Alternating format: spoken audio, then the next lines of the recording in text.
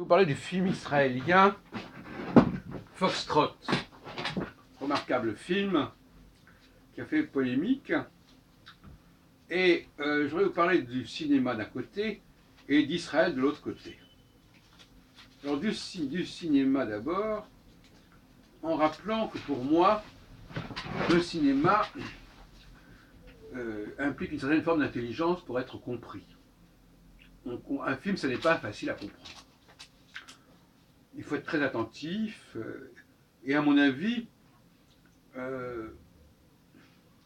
c'est un test d'intelligence que de voir un film, et on peut interroger les gens à la fin d'un film, mais même au milieu d'un film.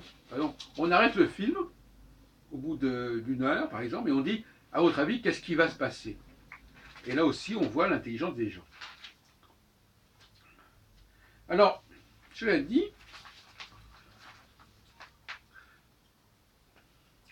il y a des cinémas qui exigent plus de leur public que d'autres. Le cinéma américain, par exemple, suppose un public très intelligent, parce qu'il est très elliptique, parce qu'on passe d'un sujet à l'autre sans s'expliquer, et il faut que le spectateur fasse les connexions. En comparaison, le cinéma français, est beaucoup plus plan-plan.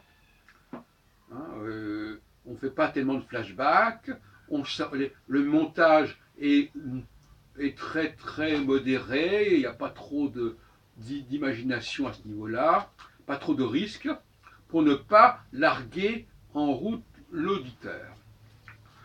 Et j'avais déjà remarqué qu'il y a un côté linéaire dans le cinéma français, alors qu'il y a un côté beaucoup plus fractal dans le cinéma américain. C'est-à-dire qu'il faut plus s'accrocher dans le cinéma américain, sauf dans certains cas. Par exemple, Claude Lelouch, lui, il a un montage qui est plutôt à l'américaine. Mais la plupart des films français, jusqu'à ce jour, c'est une suite. Voilà, on voit le héros, et puis après il passe là, et puis après il passe là, et puis après ça. Mais il n'y a pas de choses qui se déroulent en parallèle. Il faut en parler, regarder aussi du côté de la télévision. Mais d'une manière générale, on ménage l'auditeur pour ne pas le perdre, pour qu'il ne s'égare pas. Alors nous avons un exemple de contresens qui sont intéressants. Je lis par exemple dans l'officiel des spectacles le résumé de Foxtrot. Michael et Daphna, parents israéliens, apprennent la mort de Jonathan, leur fils qui sert sous les drapeaux. Alors que sa femme s'effondre et est placée sous sédatif, Michael garde sa colère rentrée et conserve en lui un secret de son service. Le jeune militaire surveillait avec 3 autres soldats un barrage sur une route boueuse, perdue, etc. Il trompe son ennui en dessinant. Voilà.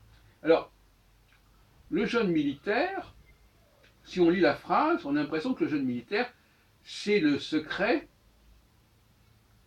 de son service, de Michael. Or, en réalité, le jeune militaire, c'est son fils, Jonathan, dont le nom ne figure même pas dans la notice de l'officiel des spectacles. Donc, bon, c'est une erreur. Alors, apparemment, le type qui a vu ce film n'a pas compris le film. Il n'a pas compris que quand on voit les personnages dans le désert, à un poste frontière, un checkpoint plutôt, c'est le fils dont il s'agit et pas le père. Et le père, il a effectivement des souvenirs de guerre, mais on n'émet pas en image. Donc là, il y a une confusion. Et je me demande si les gens qui vont voir le film après avoir lu le texte sur Foxtrot ne risquent pas de faire cette confusion. Il est évident qu'on ne comprend rien dans ce sens-là. C'est évidemment le personnage. Oui, alors effectivement, Jonathan, on en parle dans le film, dans le texte. Ce personnage de Jonathan, c'est lui qui est mis en scène au poste frontière et pas son père. Bon. Maintenant, revenons à la question de la société israélienne. Qu'on le veuille ou non, la société israélienne n'est pas la société française. Et par conséquent, un juif français qui va en Israël, qui émigre en Israël, il va dans une société totalement différente, qui a des mentalités, qui a des repères, qui a des valeurs totalement différentes, qui ne sont pas d'ailleurs spécialement juifs, qui sont liés à une histoire, à une géographie, à une géopolitique particulière. Et par conséquent, on ne nous dit pas assez de cela. On ne nous dit pas assez à quel point il y a des différences dans le contexte, dans la mentalité des Israéliens en général. Parce qu'il y a quand même ce qu'on pourrait appeler, malgré la diversité des origines, qui viennent de Russie, qui viennent de France, etc., il y a un bain de culture. Je me souviens que quand je parlais avec ma femme, qui était israélienne, je lui disais, mais qu'est-ce que c'est qu'être israélien? Quand on voit des gens aussi divers, ben, ils sont quand même plongés dans une même atmosphère politique, et ils sont imprégnés par cette atmosphère, toutes convenances confondues. Alors effectivement, c'est un facteur d'intégration, et toute société, quelle qu'elle soit, a une puissance d'intégration, qu'on le veuille ou non, une puissance d'imprégnation, et on n'y échappe pas. Et inversement, quand un Israélien qui vivrait en France, ben, il verrait les choses autrement lui aussi.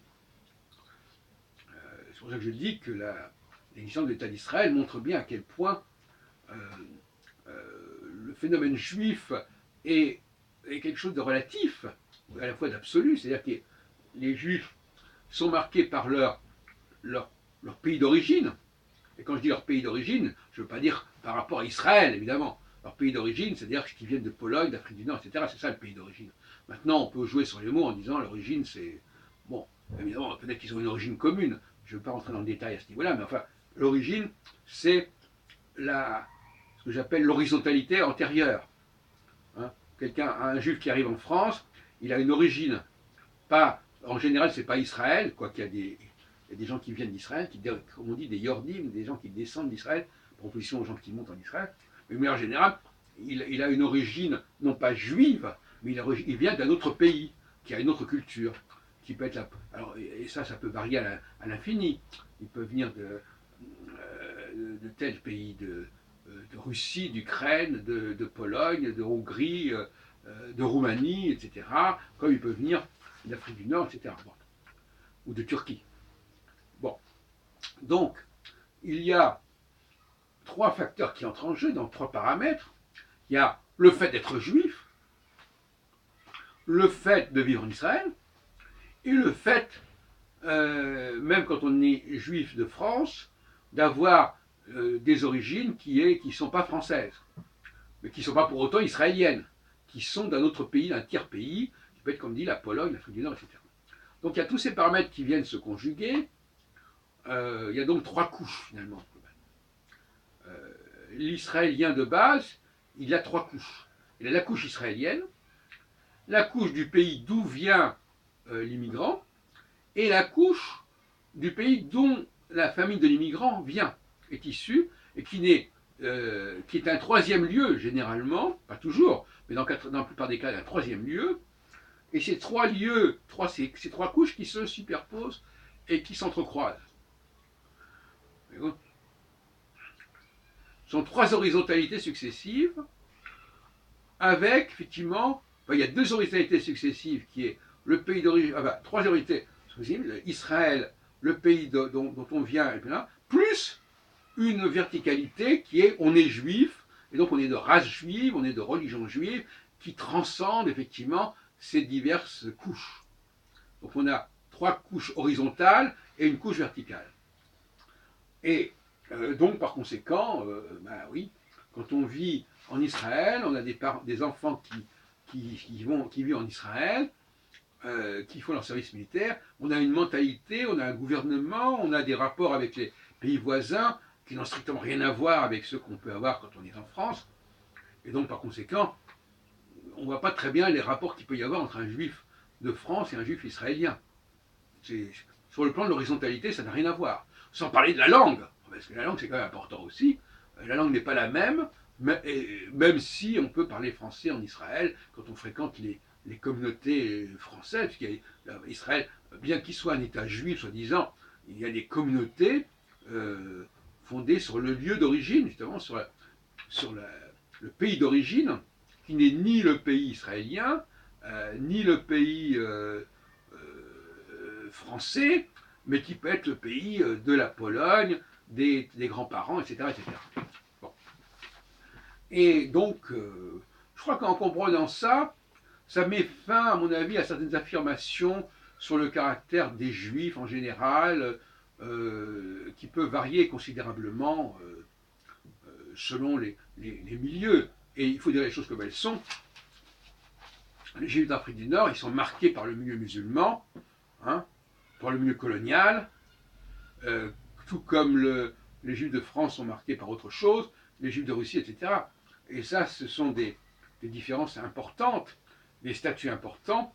J'ai déjà eu des discussions à ce sujet, et Georg Herzl d'ailleurs le disait lui-même, un Juif qui vient d'un pays pour aller dans un autre pays, eh bien, ça ne marche pas très bien parce que ce Juif-là, il a une certaine façon d'être Juif dans son pays, et dans chaque pays, on a une façon différente d'être Juif et de se présenter comme Juif. C'est pour ça d'ailleurs qu'on en a parlé récemment dans une de nos vidéos, à savoir que l'arrivée des Juifs d'Afrique du Nord a modifié le comportement des Juifs déjà installés en France auparavant, et a modifié aussi l'image des Juifs, etc. Pour le bien ou pour le mal, j'en sais rien. Toujours est-il qu'effectivement, ces Juifs d'Afrique du Nord avaient une conception beaucoup plus communautariste que les Juifs de France, et puis aussi une conception de la double allégeance qui était beaucoup plus évidente pour eux. Ils se sentaient à la fois attirés par la France et attirés par Israël, qui étaient deux virtualités, deux perspectives qui se présentaient comme ça. Et par conséquent, ils ont introduit en France cette double allégeance, cette affirmation un peu trop débridée d'allégeance à Israël, qui ne peut pas arranger les choses, et qui surtout crée un parallèle entre les juifs et les musulmans en France, qui est tout à fait regrettable et fâcheux, et qui surtout est faux. Est faux, mais qui devient vrai à la limite dans ses apparences. Parce qu'effectivement, le musulman, l'arabe musulman ou le kabyle musulman qui regarde la communauté juive actuellement, s'il ne regarde pas de très près, il dit, ben voilà, ils sont comme nous. Hein. Ils sont arrivés il n'y a pas très longtemps en France, ils sont rapatriés, ils sont immigrés donc, et puis ils se réfèrent au pays, ils se réfèrent à Israël, qu'ils vont considérer comme étant le pays d'origine de ces juifs, ce qui est tout à fait faux. Enfin, c'est faux à quelques millénaires près, oui. Et donc finalement, ils vont, plus le rapport aux religieux, donc finalement les musulmans, ils ne comprennent pas très bien les juifs de France, ils les voient à travers le prisme des juifs d'Afrique du Nord, et les juifs d'Afrique du Nord, ce n'est pas le judaïsme français dans sa totalité, même si beaucoup de dirigeants juifs actuellement communautaires sont d'Afrique du Nord, comme le président du consistoire, comme le grand rabbin de France, etc. Bon, c'est comme ça. Voilà, donc là aussi, il y a des confusions, mais quand on regarde de près, c'est complètement faux, parce que les juifs d'aujourd'hui en France ne parlent pas l'hébreu, ils parlent peut-être mieux l'arabe que l'hébreu, d'ailleurs, quand ils viennent d'Afrique du Nord, et ils ne sont donc ils n'ont pas forcément des parents depuis des générations en Israël, c'est évident que non. Donc si vous voulez, c'est une apparence. Mais cette apparence est instrumentalisée pour dire, voilà, regardez, bon, finalement, les juifs en France, ils sont comme nous, hein, ils parlent d'Israël, comme nous on parlerait d'Algérie ou je ne sais pas quoi. Et puis, ils lisent l'hébreu parce qu'ils vont à la synagogue. Donc, du moment qu'on va à la synagogue, on parle hébreu, soi-disant, etc. Voilà. Et tout ça, ça crée des confusions. Alors qu'en réalité, et ça renforce l'antisémitisme. Parce que les antisémites ne privent pas de dire, ben oui, effectivement, les juifs sont des étrangers comme les musulmans. Donc ils mettent les juifs et les musulmans dans le même sac parce que justement, il y a ce parallélisme qui se développe de ces juifs qui parlent d'Israël comme les musulmans parlent de leur pays d'origine, etc. Bon, tout ça, ça crée des confusions. Et effectivement, être juif en France aujourd'hui, ça n'est pas simple non plus, il faut reconnaître. C'est peut-être pas simple d'être juif en Israël, mais c'est pas non plus simple d'être juif en France, du fait justement de ce parallélisme entre les juifs et les musulmans en France, qui est accentué par la référence à Israël, au pays d'origine, et ça crée des amalgames tout à fait regrettables et qui conduisent à des interprétations complètement erronées.